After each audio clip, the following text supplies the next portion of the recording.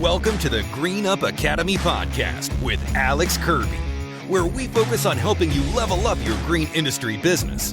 Whether it's marketing, finance, employees, or strategy, we talk about everything on this show to help you apply it to your business and change your family and company's future for decades to come. Here's your host, Alex Kirby.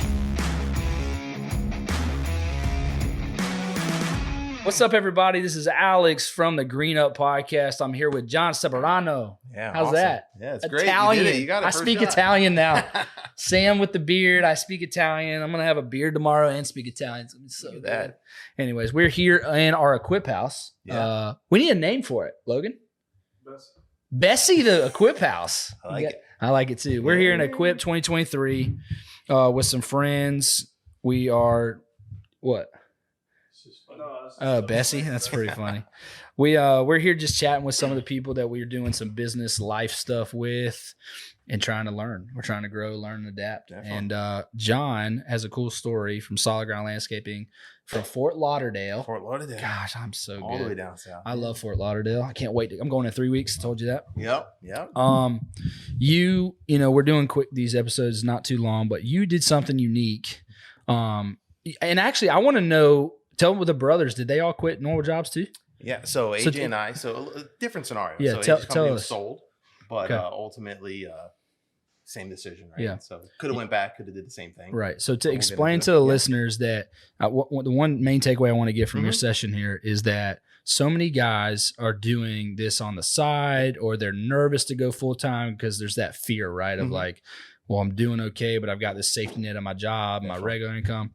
Well, you had a career going in the banking industry, right? Yep. And so explain what made you guys just, first off, the origination. Yeah. When was the first time, I'm sure you remember, like, yo, I think I want to do a lawn and landscape Yep. company. Then like the path to that, and then like how it's gone since you did it. So months before all this started, before we started the business, we've always wanted to start a company. Yeah. We were in careers, and I was in a career 18 years. I was in banking. Oh my gosh. And worked everything from, you're talking about baseline teller all the way to commercial, you name it, I did it. And but it always felt a business was where we're going to be. Mhm. And we had that conversation, and we just landed on something that it was so crazy because it came to all of us at the same time. So we all decided like landscape, like it could have been anything at that point. Specifically why, I think it's because we seen in it opportunity, especially in our area, right? It's South Florida. Yeah. It grows All the time. no matter where you look, somebody's touching the landscape. Right. So we figured, okay, how do we get a part of that? But specifically, how do we get a part of that and be professional Sure. and bring something new? So Right. that was the conversation that we had. But career 18 years changed everything. We decided that, well, specifically, I'll talk to me, right? Sure. So I'll give you that kind of perspective.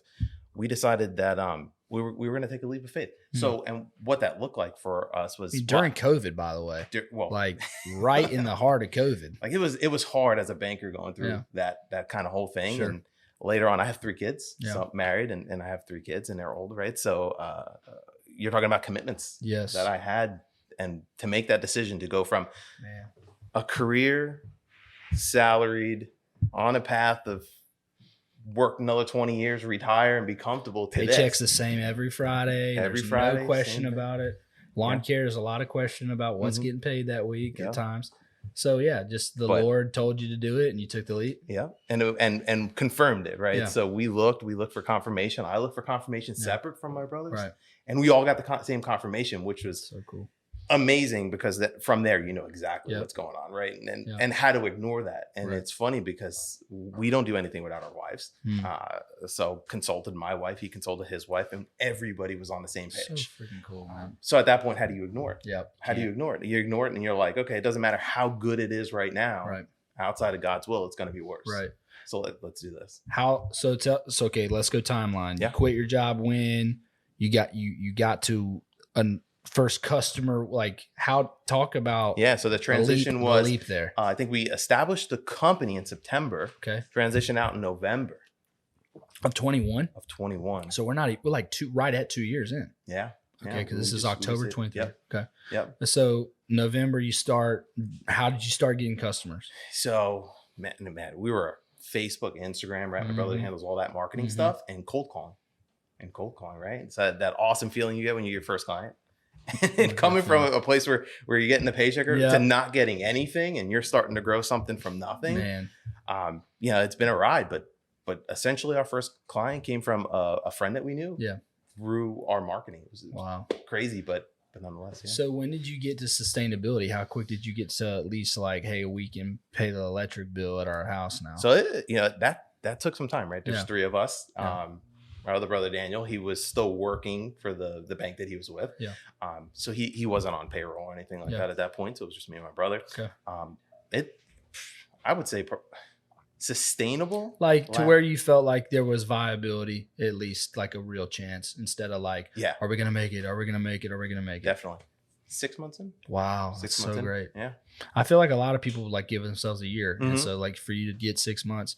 So I wanted to hone in on also the last thing was the cold calling. Yep. Because I told you a story like off air, but so for people who are listening or watching, I did a lot of like, I wouldn't say cold calling, but I would do cold reacting. Yeah. So I got a 6-figure contract, no joke story, couldn't get this guy to email me back. Walked up to his assistant, looking like I was dressed for a meeting, said, hey, I'm here to see Jeremy. She said, oh, okay. And she got him. So like, that was nuts. And I never thought it would work, but it did. So like, explain to people the psyche they need to have on being proactive instead of reactive with sales. Because a lot of people just sell with reactive. Their leads come through, they react. They hear about something, they react. Rather than like, hey, let's put on the board our target customer. Like if we had a dream scenario, who would our target customer be? What area? Blah, blah, blah. Yeah. And how do we go proactively get them? What's that look like for you guys? So, or what would you tell someone who needs to be doing that better? Yeah. So my background, I think, adds a lot to it because I was selling loans. Yeah. And that's a lot harder than to sell somebody on their lawn care. I'm just saying, like it is the turn time is significantly different. But the best advice is that I've carried over from there is I established my client base, who I wanted to call. In this case, it was management companies. Yep. And so I started with first, right? And you can go online and you could type in management companies in your area. Get a whole list. You can get a list. You don't have to pay anything for it. And I picked the ones, I ordered them. And I ordered them in most likely the least likely to accept my phone call. And I said, you know what? Who's the most likely to say no to me in this list based on my prior experience, based on what I know potentially their portfolio is? And I started there because I wasn't upset if I messed up that first phone call. And I was learning, right? How do I sell now lawn care to these people or property maintenance? Start with the people I'm probably not going to get and work my way through. And honestly, going through that process, just consistently calling once a week, the same numbers. Bit better every time. And you know it, and it's a need-based thing. So at one point we get a phone call and long and behold, 4 months ago, I've spoke to them multiple times. So I'm like, hey, it's can you help us out? Right. And it's going after it and understanding that probably nothing's come out of it when you call. Right. And if it does, amazing. We talked about the analogy of baseball being on deck, right? Just like even if they say they have somebody, just keep responding every month with an email. Hey, we're here if you need us, us. I think that's half the battle. The second one is, I've actually never done this, but I thought about it today talking to you. I haven't even told you this, is if you like sent them a gift or something every quarter. So like if you sent like a gift card, like $25 Chick-fil-A gift card, like, hey, biscuits on us. Hopefully we can serve you. Like I never did that, but I think after talking to you about the cold call stuff, I just had my mind going today. I'm like, bro, you could, what if the basket you send them gets sent in the meeting? It's like the corporate meeting, like, hey, we're having a hard time with lawns. Basket, hey, solid ground. And they're the guys, like I just think you just never know. You never know. I think it's so cool. And I think a good piece of advice is when you're calling to not be focused on the business owner that you're calling for, right? So you're calling on these maintenance companies, for instance. They're not the one you think you want to speak to is not the one answering the phone. 9 times out of 10, they're not the one making the decision maker. Yeah. So, when I'm calling and I'm nice to these people that are answering the phone, I have no clue who they are, right? Receptionist or somebody happened to pick up the phone at that point. I don't know. And at that point, really, I don't care. Right. I need to leave my mark. Right. And potentially that mark pays off. Potentially it doesn't. That's a great point. We just got to roll with the numbers and do what we can do. Keep shooting. Yeah. I love that. That's so good. Yeah. What would you, now you guys are doing multiple 6 figures. You're not crazy huge, but you're doing great, sustainable. What would you tell people who are on the cusp of the jump? Let's end with that. Like, what would you tell somebody who's like, man, I want to quit.